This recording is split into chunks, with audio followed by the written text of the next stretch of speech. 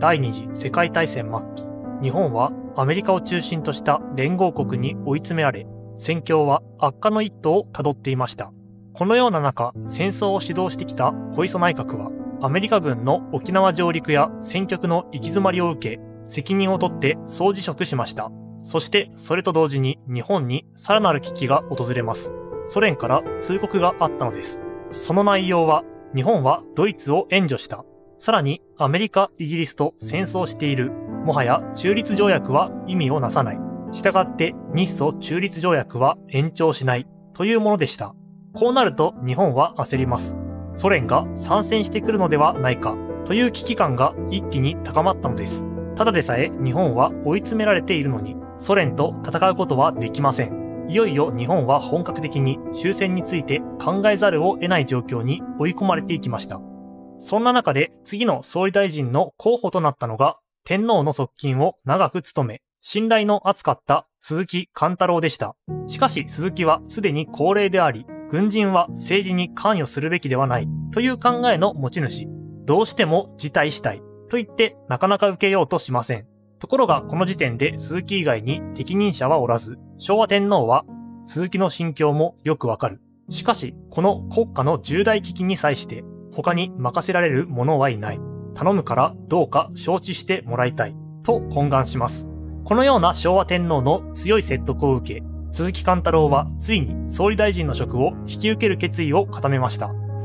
今日、私に大命が降下いたしました以上、私は私の最後のご奉公と考えますると同時に、まず私が一億国民諸君の真っ先に立って死に殻を探す。国民諸君は私の屍を踏み越えて国軍の打開に邁進されることを確信いたします。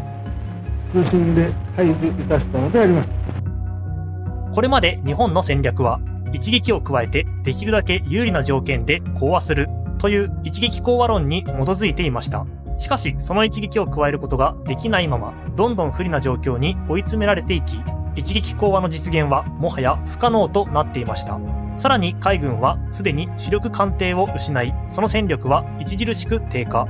陸軍からは海軍を陸軍と一体化させ、アメリカに対する作戦の効率化を図るべきだという提案が出されています。当然海軍はそれに反対です。軍内部でも意見の対立が深まっていました。このような混乱の中、総理大臣となった鈴木貫太郎が取った方針は、危機役に回るというものでした。今の日本は存亡の危機だ。片方の意見を採用すれば、もう片方の反発を招く。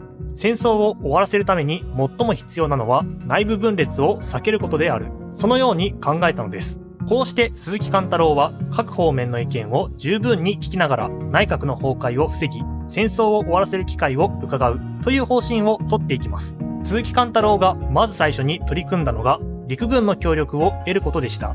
そのため陸軍内で中堅層から厚い信頼を得ていた阿南惟親を陸軍大臣に指名することを計画し、陸軍との交渉を開始していきます。しかし陸軍は鈴木貫太郎内閣を和平を結ぶための内閣だとみなし、警戒を強めています。そのため陸軍はあらかじめ3つの条件を考えていました。1つ目が阿南惟親を陸軍大臣にすること、2つ目が戦争を完遂すること、3つ目が本土決戦の対策を進めることです。もともと鈴木は阿南を陸軍大臣に考えていたし、この内閣で戦争を終わらせるつもりでいました。よって鍵となるのは本土決戦の準備についてでしたが、鈴木は意外にもこの条件をあっさりと受け入れます。こうして阿南惟親が陸軍大臣となりました。この陸軍大臣の人事に対をなすのが海軍大臣の人事です。鈴木が海軍大臣に指名したのは、海軍内部で厚い信頼を得ていた米内光政でした。彼は当時活発に議論されていた陸軍と海軍を一体化させようとする問題に強く反対する立場をとっています。もしもこのタイミングで陸軍と海軍が一体化されれば、主力艦を失っていた海軍の発言力は弱まり、陸軍の発言力が強まる可能性が高いです。よって鈴木は米内を海軍大臣にすることで、陸軍大臣の阿南を牽制し、陸海軍のバランスを保とうとしたのです。当然、米内の海軍大臣留任が濃厚となると、陸軍は反対してきましたが、鈴木貫太郎自ら、これまで日本の軍隊は陸海軍が並立していた。それには意義がある。と説得し、陸海軍の統合を認めませんでした。こうして鈴木貫太郎は陸軍と海軍の力のバランスを保つための人事を実現し、表では徹底抗戦を主張して国民や軍を鼓舞しながらも、裏では少しでも有利な条件で戦争を終結させるための道を探っていきます。そんな時、世界の情勢が大きく動きます。ドイツが敗北し降伏したのです。こうなると日本も対応を考えなければいけません。陸軍の主張は本土決戦の準備を進めなければならない。本土決戦の際にソ連が参戦してくるのはまずい。速やかに外交手段によってソ連の参戦を防止してほしいというもので、海軍の主張はソ連の参戦を防止するだけでは足りない。むしろソ連の好意的な態度を引き出し、味方につけるべきだ。例えば日本から軍艦を譲って代わりに軍需物資や石油をソ連から輸入したいというものでした。ところがそこで口を開いたのが外務省です。外務省の主張はソ連の状況を考えるとそれは不可能だ。もはや手遅れである。現実的な選択肢はソ連を仲介とした和平交渉を行うことだというものでした。このように陸軍、海軍、外務省の意見は大きく分かれており、陸軍はソ連の参戦を防ぐ。海軍はソ連を味方につける。外務省は和平の仲介者としてソ連を利用するという異なる意見を主張していたのです。しかし、いずれの立場もソ連との交渉が必要であるという点では一致していました。こうして日本は何としてもソ連との交渉を進めるため、その材料を考えることになりました。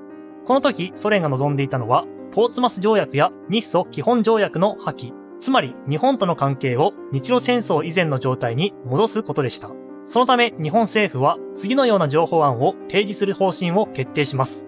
南樺太の返還、漁業権の解消、津軽海峡の開放、満州北部の諸鉄道の譲渡、内モンゴルにおけるソ連の勢力範囲の承認、旅順大連のソ連による租借、場合によっては千島の北半分の譲渡です。これらはソ連の要求を満たすために日本が用意した条件でしたが、同時に国益を大きく損なう可能性がある厳しい内容でもありました。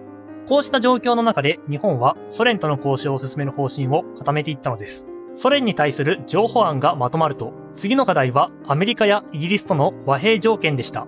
しかしこれについては意見の対立が深まり、議論は難航しました。特に対立したのは陸軍と外務省です。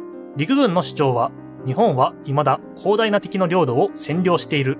それに対し敵が日本領土に侵攻したのはごく一部に過ぎない。この現実をもとに和平条件を考えるべきだ。そもそも和平交渉は行うべきではない。というものでしたが、外務省の主張は、和平条件で考えるべきは現在の状態だけではない。将来の状態も考えて決めるべきだ。戦争を終わらせるためには和平交渉を進めなければならない。というものでした。こうして両者の意見は平行線をたどり、議論がまとまる気配はありません。しかし日本には時間が残されていないのもまた事実です。結局外務省が陸軍の主張をある程度受け入れる形で折り合いがつきます。その結果、外務大臣の東郷重則は、ソ連を和平に利用する余地はほとんどないと考えながらも、まずはソ連の参戦を阻止するための交渉を進める方針を固めました。東郷個人としては、この交渉が和平交渉のきっかけになってほしいという願いも込めていたのです。ソ連の参戦を防ぐための交渉が進められている中、日本では重要な方針を決定するため、御前会議が開催されました。この会議では特に陸軍が強硬な主張を繰り返します。海や陸、あらゆる場所で差し違える覚悟で戦うべきだ。必ず勝利を得ることができる。作戦を練っている時間はない。飛行機も船も潜水艦もすべて特攻だ。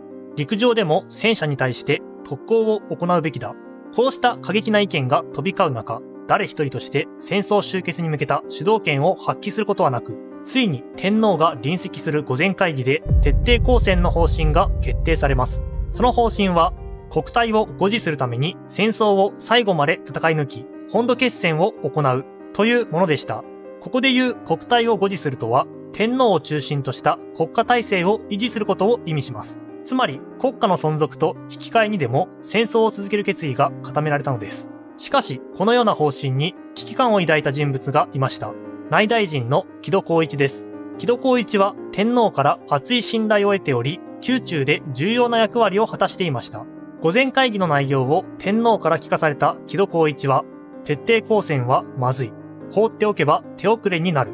速やかに和平を結ぶ必要がある。と考えて、戦争終結に向けて動き始めます。しかし木戸は宮中の人間。天皇の側近ということもあり、強い影響力を持っていたものの、直接的な政策を実行する権限はなく、政策を実現するには内閣の協力が必要です。こうして木戸は、まず海軍大臣の米内光政と外務大臣の東郷重則に接触すると、彼らに和平を結ぶべきだという考えを伝え、両者は木戸の意見に同調します。こうして木戸孝一を中心に、米内光政、東郷重則を加えた和平派と呼ぶことのできる勢力が形成されたのです。しかし、先ほどお話しした通り、すでに御前会議では、国体護持のための本土決戦という方針が決められています。一度天皇の前で決められた方針を変えるには、慎重かつ周到な準備が必要です。そこで和平派の人々は、本土決戦により戦争を続けようとする勢力、いわば継戦派に対する説得を開始します。本土決戦というが、アメリカも簡単には上陸してこないだろう。まず上陸する前に全国の都市が焼き払われる。そうなると国民の戦意が失われるだろう。まだアメリカは本土上陸の準備をしているところだ。しかし準備が整えば厳しい条件を突きつけてくる。そうなれば国体護持も難しくなる。和平を結ぶなら今しかない。これらの説得を受け陸軍もついに和平交渉に同意します。そして昭和天皇も動き始めました。昭和天皇は木戸孝一の考えに賛同し、天皇臨席の下で会議を開かせます。この会議で木戸や米内、東郷がソ連を仲介とした和平交渉を行う必要があると提案。昭和天皇もこれに同意し、戦争の終結に向けて具体的研究を行い、実現に努力するようにという意思を示しました。こうして日本の方針は国体護持のための本土決戦からソ連を仲介とした和平交渉へと転換。